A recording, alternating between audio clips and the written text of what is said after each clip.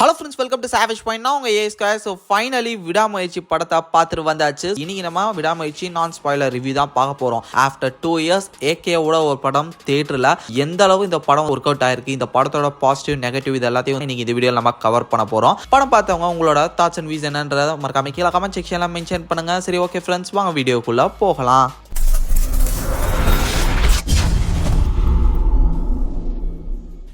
First of all ஒரு neutral பாயிண்ட்டை நான் வந்து பேசிடலாம் அப்படின்னு நினைக்கிறேன். எப்பயும் நம்ம பாசிட்டிவ் நெகட்டிவ் பேசுவோம், அதுக்கு முன்னாடி ஒரு நியூட்ரல் பாயிண்ட் இந்த படத்துக்கு மட்டும் ஸ்பெசிஃபிக்காக நான் சொல்லணும்னு நினைக்கிறது என்னன்னா, ஆக்சுவலாக இந்த ஒரு படம் வந்து பிரேக் டவுன் படத்தோட ரீமேக்குன்றது வந்து கிட்டத்தட்ட எல்லாருக்குமே தெரிஞ்ச ஒரு விஷயம். ஆனால் தயவு செஞ்சு அந்த பிரேக் டவுன் படத்தை பார்த்தவங்க இந்த ஒரு படத்தை பார்த்தீங்கன்னா உங்களுக்கு வந்து மேபி பல விஷயங்கள் ப்ரிடிக்டபிளாக இருக்கலாம். அதனால் தயவு செஞ்சு அந்த இங்கிலீஷ் வெர்ஷன் பார்க்காம இது பார்த்தீங்கன்னா ரொம்பவே என்ஜாயபுளாக இருக்கும். செம்ம ஒரு படம் இது அப்படின்னு நான் உங்களுக்கு வந்து சொல்லிடுவேன். அதனால தயவு செஞ்சு பிரேக் டவுன் படம் பார்த்துட்டு போகாதீங்க. இன்னொன்னு, பிரேக் டவுன் படத்தை பார்த்தவன கூடையும் கூட்டிட்டு போகாதீங்க. மங்காத்தா படத்துல எப்படி கார்ல இருந்து கீழே தள்ளுவாங்களோ அது மாதிரி போற வழியிலே தள்ளி விட்டு நீங்க மட்டும் இப்ப படத்தை பார்த்துட்டு வந்துருங்க.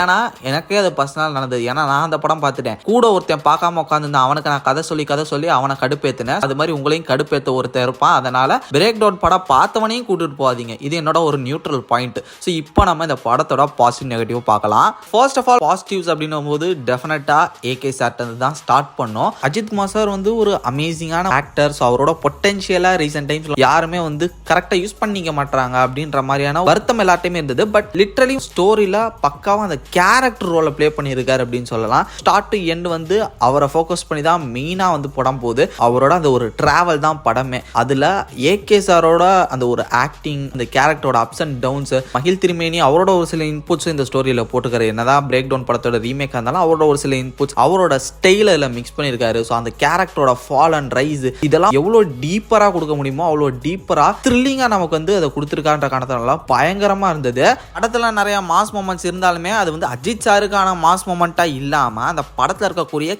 கேரக்டருக்கான மாஸ் மொமெண்டா இருந்தது கூடுதல் பிளஸ் பாயிண்ட்னு சொல்லலாம். சேம் அதே மாதிரி Trisha ma'am and Arjun sir, so இந்த மாதிரி டோட்டலா கேஸ்ட் மெம்பர்ஸ் எல்லாமே சூப்பர். அதுல பர்டிகுலரா ஆரவ், அர்ஜுன் சார், தென் த்ரிஷா மேம், ஸோ இவங்க 3 பேரோட ஆக்டிங் வந்து பாத்தீங்கன்னா வேற லெவல். அஜித் குமார் சாருக்கு அப்புறம் ரொம்பவே முக்கியமான கேரக்டர்ஸ் இந்த படத்துல. இதுல இன்னொரு ரொம்ப சூப்பரான ஒரு பாசிட்டிவ் பாயிண்ட் என்னன்னு வந்து பாத்தீங்கன்னா, பிரேக் டவுன் படம், அதாவது இந்த படத்தோட ஒரிஜினல் வெர்ஷன் இருக்குல்ல, அதுவே 1.5 மணி நேரம் தான். அந்த படம் வந்து செம கிறிஸ்பா ஸ்டோரி ஃபோக்கஸ்டா டக்குன்னு போய் முடிஞ்சிடும். பட் இது வந்து கொஞ்சம் இந்தியன் ஆடியன்ஸ்க்கு ஏற்ற மாதிரி கொஞ்சம் மசாலா எலமெண்ட்ஸ், தென் இது மட்டும் இல்லாம ஆக்ஷன் சீக்வன்சஸ்லாம் சூப்பரா பிளேஸ் பண்ணிருக்காங்க. அதுல ஆக்ஷன் சீக்வன்சஸ்லாம் படத்துல ரொம்ப பிராக்டிகலா இருக்கும். பட் இதுல வந்து சினிமேட்டிக்கா நிறைய ஆக்ஷன் சீக்வன்சஸ்லாம் சூப்பரா கோரியோகிராஃப் பண்ணிருக்காங்க. அதெல்லாம் செம்மையா இருந்தது. முக்கியமா கார் சேஸ் சீக்வன்சஸ், தென் இதுக்கப்புறம் 1-to-1 ஃபைட்ஸ்லாம் சூப்பரா கோரியோகிராஃப் பண்ணியிருந்தாங்க. ஸ்டார்டிங் வந்து பாத்தீங்கன்னா கொஞ்சம் ஸ்லோவா பிக்கப் ஆகிற மாதிரி இருந்தாலும் ஆஃப்டர் செகண்ட் ஆஃப் ஃபுல்லாவே ஃபைட்டு தான். படம் ஃபுல்லாவே ஃபைட்டு தான் சொல்லலாம். அந்த அளவு ரோலர் கோஸ்டர் ரைடுன்ற மாதிரி இந்த படத்தை சொல்லலாம். ஸோ அதர் டெக்னீஷியன்ஸையும் பாராட்டியே ஆகணும். சினிமாட்டோகிராஃபி வந்து ஹேட்ஸ் ஆஃப். எப்பிக்ல கண்டிப்பா இந்த படம் வந்து ஒரு தாறுமாறான எக்ஸ்பீரியன்ஸா இருக்கும்னு நான் நினைக்கிறேன். ஏன்னா அது மாதிரி லார்ஜ் ஃபார்மேட்ல பார்த்தா சூப்பரா இருக்கும். நான் எப்பிக்ல என்னால பார்க்க முடியல, ஏர்லி ஷோ வந்து நார்மல் ஸ்கிரீன்ல தான் கிடைச்சது. பட் எப்பிக் கிடைச்சதுன்னா நீங்க தாராளமா பார்க்கலாம். ஏன்னா சூப்பரான சினிமாட்டோகிராஃபி, அந்த ஒரு லொகேஷன்ஸ் விஷுவலைசேஷனும் வந்து பாத்தீங்கன்னா சூப்பரா வந்து பிளேஸ் பண்ணியிருந்தாங்க. அதே மாதிரி இன்னொரு பெஸ்ட் டெக்னீஷியன்னா நம்ம அனிருத்த சொல்லலாம். ஸோ அவரோட ஆர்ஆர், அவரோட அந்த மியூசிக் எல்லாமே வந்து பாத்தீங்கன்னா பிளஸ் பாயிண்ட் சொல்லலாம். ஓவராலா ஒரு இந்தியன் ஃபீல் வரணுன்றதுக்காக சில சாங்ஸ் வந்து இதுல பிளேஸ் பண்ணிருக்காங்க. தென் இதை தாண்டி எலிவேஷன் சாங்ஸ்லாம் வந்து சூப்பராகவே ஒர்க் பண்ணியிருக்காரு. இந்த படத்துல அனிருத் சார் எப்பயும் ஒன்னு செய்வார்ல மாசா, அது மாதிரி வந்து பாத்தீங்கன்னா சூப்பரா பண்ணி கொடுத்துட்டாரு. ஸோ ஓவராலா இதுதான் பாசிட்டிவ். இப்போ நம்ம நெகட்டிவ் சைடுன்னு வந்துட்டோம்னா, இந்த ஒரு படத்தை வந்து நீங்க பிரேக் டவுன் படம் பார்க்காம போய் உட்கார்ந்தா கூட சில விஷயங்களை வந்து ப்ரிடிக்ட் பண்ணுவீங்க. அந்த மாதிரியான சிம்பிள் லைனர் தான் இந்த படம். நிறைய விஷயங்கள் நீங்க கெஸ் பண்ணுவீங்க. நீங்க பிரேக் டவுன் படம் பார்க்கலனாலே நீங்க கெஸ் பண்ணுவீங்க. அதனாலதான் பிரேக் டவுன் படம் பார்க்காதீங்க நான் சொல்றேன். ஏன்னா அந்த மாதிரி நிறைய சீக்வன்சஸ் ஈஸியா நம்மளால ப்ரிடிக்ட் பண்ண முடிஞ்சு. வித்தவுட் நீங்க பிரேக் டவுன் படம் பார்க்கலனாலுமே அடுத்து இதான் நடக்க போகுது, இவன் வந்து நல்லவன் இல்லை இவன் கெட்டவன் அப்படி இப்படின்னு சொல்லிட்டு ஆடியன்ஸ் ஆனா நீங்களே வந்து ப்ரிடிக்ட் பண்ணிடுவீங்க. உங்களை வந்து கிரிப்பா கொண்டு போற ஒரு விஷயமா இந்த படத்துல என்ன இருக்குன்னா அது ஆக்ஷன் சீக்வன்ஸ் தான் நான் சொல்லுவேன். மற்றபடி ஸ்டோரி வைஸ் நடக்கக்கூடிய ஒரு சில முக்கியமான ட்விஸ்டர்ஸ்லாம் நீங்களே கெஸ் பண்ணிடுவீங்க. ஸோ அது வந்து ஒரு தோய்வு அப்படின்னு சொல்லலாம் படத்துல.